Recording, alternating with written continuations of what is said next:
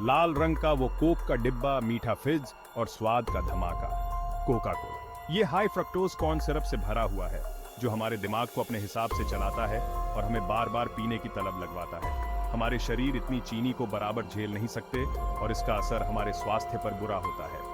इस बुलबुले भरे पेय के पीछे छिपा है हमारे स्वास्थ्य को खराब करने वाला एक नुस्खा, जो हमारे दांतों, लिवर और बहुत कुछ को प्रभावित करता है। सोडा पीना पूरी दुनिया में फैला हुआ है। हर साल अरबों लीटर सोडा पिया जाता है। एक आम अमेरिकी हर साल लगभग 44 गैलन सोडा पीता है, इतना कि 160 बाथटब भर जाए।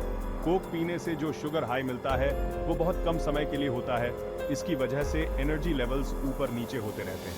कोक एक डायूरेटिक की तरह काम करता है, जो शरीर से पानी की मात्रा कम करता है और आपको और ज्यादा प्यासा बना देता है। कोक में एसिड होता है जो दांतों के इनेमल को खराब करता है, जिससे कैविटीज और दांतों की समस्याएं होती हैं।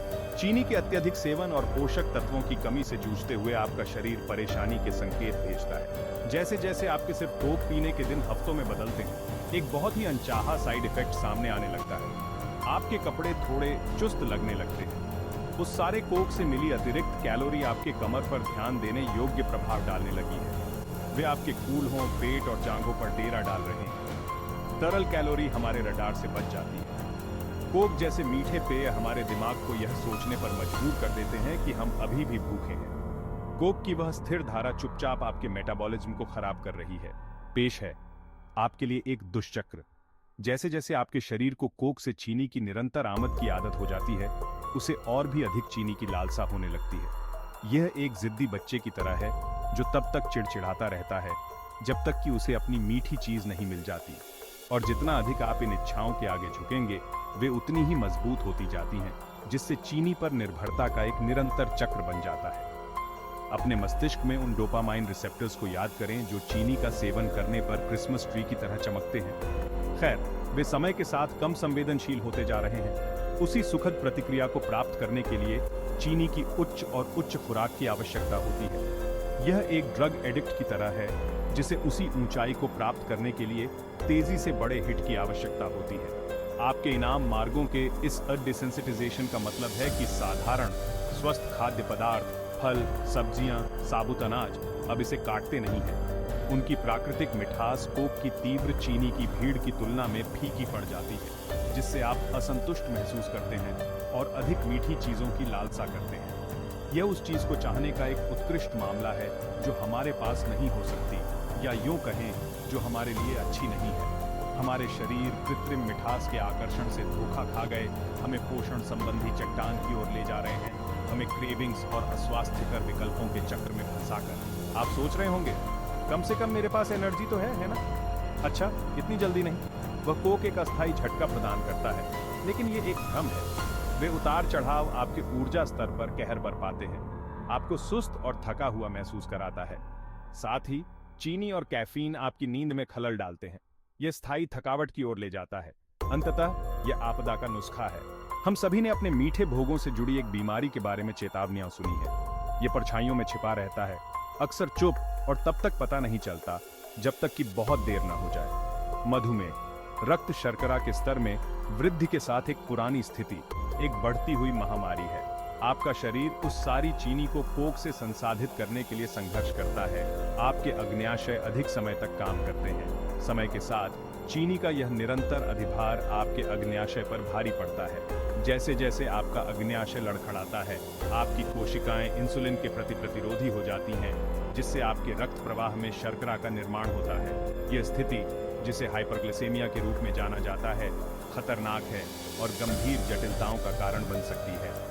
यह धीमे जहर की तरह है, जो आपके पूरे शरीर में रक्त वाहिकाओं, तंत्रिकाओं और अंगों को नुकसान पहुंचाता है। जबकि आपका अग्न्याशय चीनी के हमले का खामियाजा भुगतता है, आपका लिवर, जो विषहरण का अघोषित नायक है, उसे भी नहीं बख्शा जाता है। याद रखें कि कैसे कोक अपने उच्च फ्रुक्टोज कॉर्न सिरप सामग्री के साथ आपके लिवर को ओवरड्राइव में भेजता है, चीनी के हमले को संसाधित करने के लिए संघर्ष कर रहा है।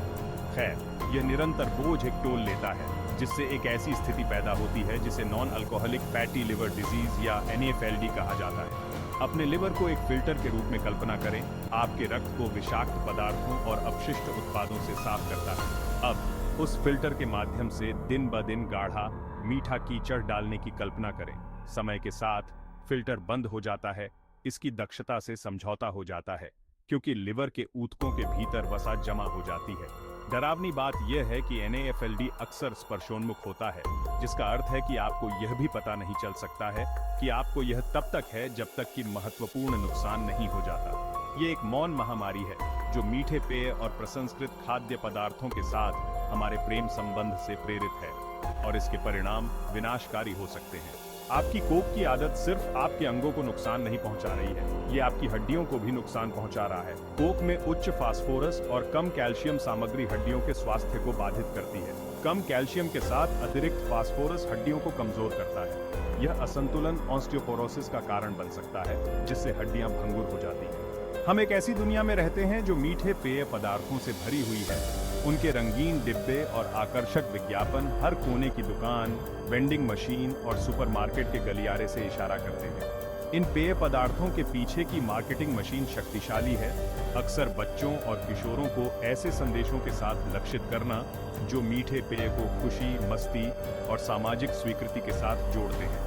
इसमें कोई आश्चर्य नहीं कि हम सोडा की लत की वैश्विक महामारी का सामना कर रहे हैं। इसके परिणाम कुछ अतिरिक्त पाउंड या मुंह भर गुहाओं की तुलना में कहीं अधिक गंभीर हैं। हमें इन मीठे सायरन के आकर्षण का विरोध करना चाहिए, खुद को और अपने बच्चों को उन चमकीले रंग के डिब्बों के भीतर छिपे वास्तविक खतरों के बारे में शिक्षित करना।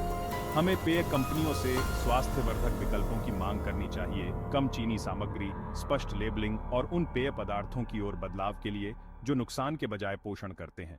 चुनाव हमारा है। हम चीनी की अधिकता के रास्ते पर चलते रह सकते हैं, अपने स्वास्थ्य और तंदुरुस्ती के लिए अपरिहार्य परिणामों को स्वीकार करते हुए, या हम एक अलग रास्ता चुन सकते हैं, एक जो हाइड्रेशन, पोषण और सोडा की लत की चपेट से मुक्त जीवन को प्राथमिकता देता है। बदलाव का समय अब है, लेकिन निराशा के बीच आशा की किरण उभरती है। मानव शरीर, जबकि चीनी की मोहक शक्ति के लिए अति संवेदनशील है, उपचार और उत्थान की अविश्वसनीय क्षमता रखता है। पहला कदम जागरूकता है, अत्यधिक सोडा की खपत के कपटी स्वभाव को स्वीकार करना, उन सूक्ष्म और इतने सूक्ष्म तरीकों को पहचानना जो हमारे स्वास्थ्य को कमजोर करते हैं। हमें खुद को और अपने बच्चों को शिक्षित करना चाहिए, अपने शरीर में क्या डालना है, इसके बारे में सूचित विकल्प बनाने के लिए ज्ञान के साथ खुद को आर्म करना चाहिए। अगला कदम कार्रवाई है, हमारे आहार और जीवन शैली में छोटे टिकाऊ बदलाव करना। उस दैनिक कोक को पानी, बिना चीनी वाली चाय या फलों से युक्त स्पार्कलिंग पानी के लिए बदलने से बहुत फर्क पड़ सकता है। अपने आहार में अधिक फल, सब्जियां और साबुत अनाज शामिल करने से हमारे शरीर को तरसने वाले पोषक तत्व मिलते हैं, जिससे मीठे त्वरित सुधारों पर हमारी निर्भरता कम हो जाती है। और अंत में हमें पेय उद्योग से बेहतर मांग करनी चाहिए। हम उपभोक्ता बदलाव लाने की शक्ति रखते हैं, स्वस्थ विकल्पों के लिए, चीनी की मात्रा कम करने के लिए, पारदर्शी लेबलिंग के लिए, ऐसी दुनिया के लिए जहां मीठे पेय अपवाद हों, नियम नहीं। चुनाव हमारा है। हम सोडा निर्भरता के फिसलन भरे ढलान पर चलते रह सकते हैं, पुरानी बीमारी के बढ़ते जोखिम को स्वीकार करते हुए हमारे स्वास्थ्य के क्षरण को, हमारे जीवन काल को छोटा करना, या हम एक अलग रास्ता चुन सकते हैं।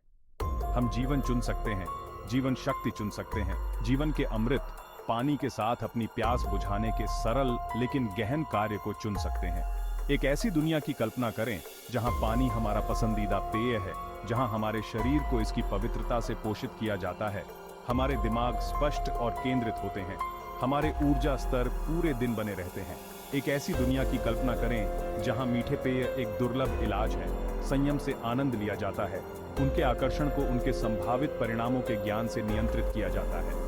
यह वह दुनिया है जिसके लिए हमें प्रयास करना चाहिए, एक ऐसी दुनिया जहां हमारे स्वास्थ्य और तंदुरुस्ती को सुविधा और मीठे भोग की वेदी पर बलिदान नहीं किया जाता है। यह एक ऐसी दुनिया है जहां हम अपनी पसंद की जिम्मेदारी लेते हैं, जहां हम हाइड्रेशन, पोषण और सोडा की लत से मुक्त जीवन को प्राथमिकता देते हैं। तो अगली बार जब आप कोई पेय पीने के लिए पहुंचें, तो उस यात्रा को याद करें जो हमने की है, उस विज्ञान का जिसे हमने खोजा है, उन कहानियों को जो हमने साझा की हैं, उस शक्ति को याद रखें जो आपके पास अपने लिए, अपने प्रियजनों के लिए, एक स्वस्थ भविष्य के लिए बदलाव लाने के लिए है। समझदारी से चुनें, पानी चुनें।